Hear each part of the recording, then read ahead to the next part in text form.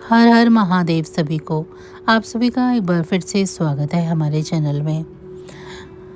कल्पवृक्ष के समान भक्तजनों के मनोरथ को पूर्ण करने वाले वृंदावन की शोभा के अधिपति अलौक्य कार्यों द्वारा समस्त लोक को चकित करने वाले वृंदावन विहारी पुरुषोत्तम भगवान को नमस्कार।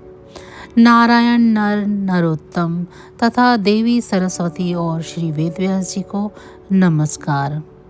यज्ञ करने वाले की इच्छा से परम पवित्र नैमिषारण्य में आगे कहे गए बहुत से मुनि आए।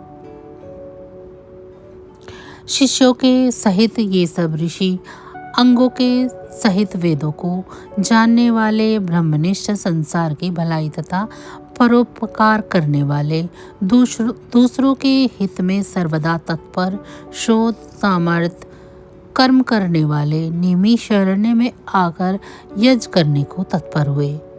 इधर तीर्थ यात्रा की इच्छा से सूत जी अपने आश्रम से निकले और पृथ्वी का भ्रमण करते हुए उन्होंने नैमिषारण्य में आकर शिष्यों के सहित समस्त मुनियों को देखा। संसार समुद्र को पार करने वाले उन ऋषियों को नमस्कार करने के लिए जहाँ वे इकट्ठे थे वहीं प्रसन्नचित्त सूत जी भी जा पहुँचे।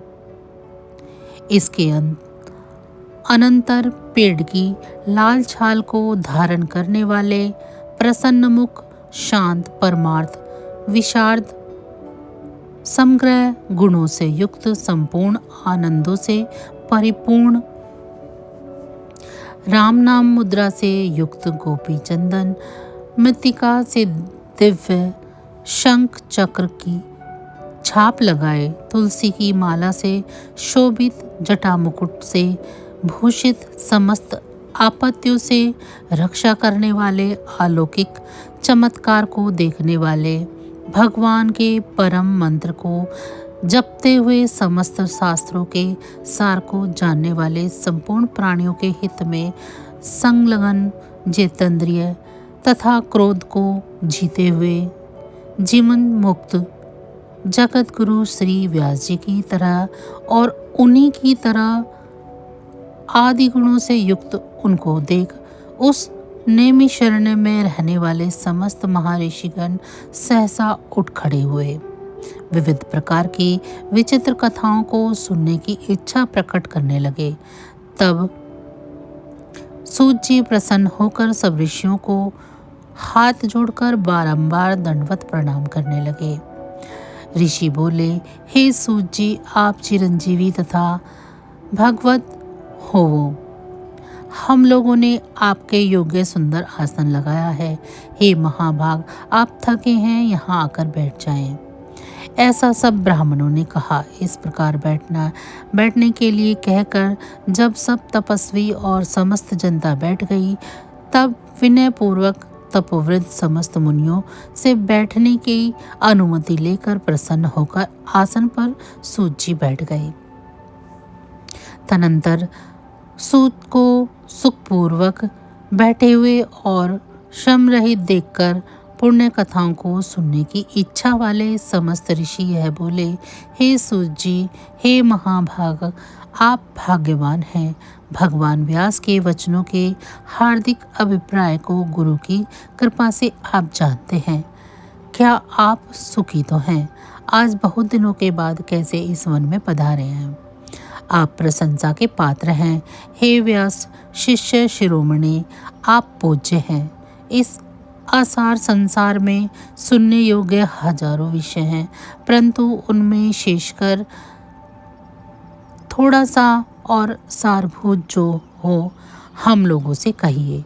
हे महाभाग, संसार समुद्र में डूबते हो को पार करने वाला तथा शुभ फल देने वाला आपके मन में निश्चय विषय जो हो वही हम लोगों से कहिए।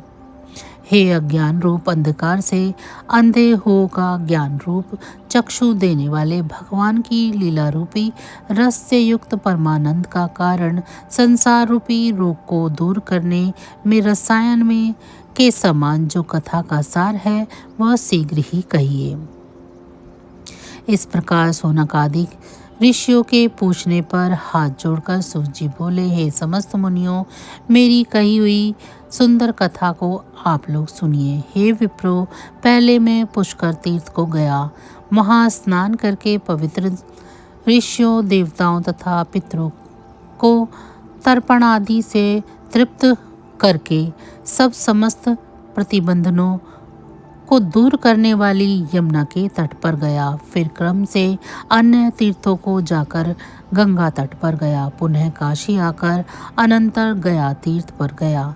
पितरों का श्राद्ध कर तब त्रिवेणी पर गया। तदनंतर कृष्णा के बाद गोनकी में स्नान कर पुनः ऋषि के आश्रम पर गया। धेनुमती में स्नान कर फिर सरस्वती के तीर पर गया। हे विप्रो, त्रिरात्रि उपवास कर गोदावरी गया। फिर कृतमाला, कावेरी, निर्विंध्या, ताम्रपाणिका, तापी, व्यासी, नंदा, नर्मदा, शर्मदा नदियों पर गया। पुनः चरणावती के स्नान कर पीछे सेतुबंध रामेश्वर पहुंचा। तदनंतर नारायण का दर्शन करने के हेतु बद्रीवन गया। तब नारायण के दर्शन कर वहाँ तपस्वियों को अभिनंदन कर पुनः नारायण को नमस्कार कर और उनकी स्तुति कर शुद्ध क्षेत्र पहुँचा। इस प्रकार बहुत से तीर्थों में घूमता हुआ कुरुदेश तथा जंगल देश में घूमता घूमता फिर हस्तिनापुर में गया।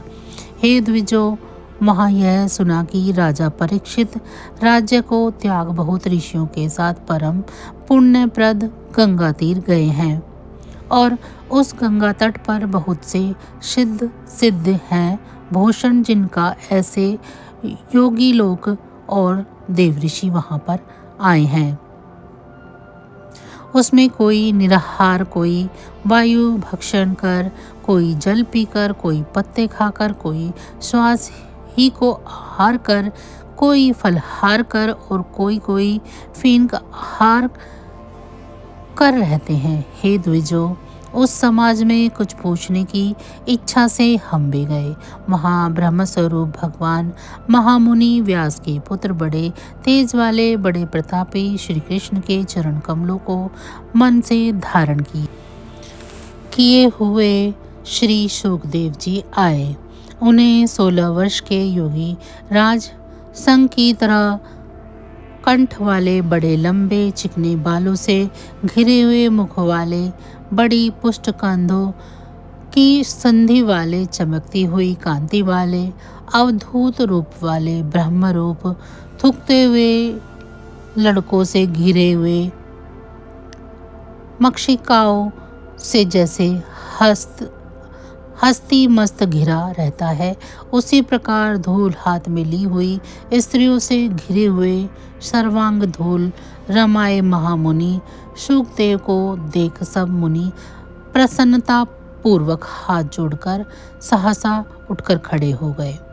इस प्रकार महामुनियों द्वारा सत्कृत भगवान शुक को देखकर पश्चाताप करती हुई स्त्रियां और सात के बालक जो उनको चिढ़ा रहे थे, दूर ही खड़े रह गए और भगवान शुक को प्रणाम करके अपने अपने घरों की ओर चले गए। इधर मुनि लोगों ने शुकदेव के लिए एक बड़ा ऊंचा और उत्तम आसन बिछाया। उस आसन पर बैठे हुए भगवान शुक को कमल की कर्णिका को जैसे कमल के पत्ते घेरे रहते हैं, उसी प्रकार मुनि लोग उन्हें घेर कर बैठ गए। यहाँ बैठे हुए ज्ञान स्वरूप महासागर के चंद्रमा भगवान महामुनि व्यास जी के पुत्र शुकदेव ब्राह्मणों द्वारा की गई पूजा को धारण कर तारागणों से घिरे हुए चंद्रमा की तरह शोभा पा रहे थे। इति ब्रह नारदीय श्री पुरुषोत्तम महात्म्य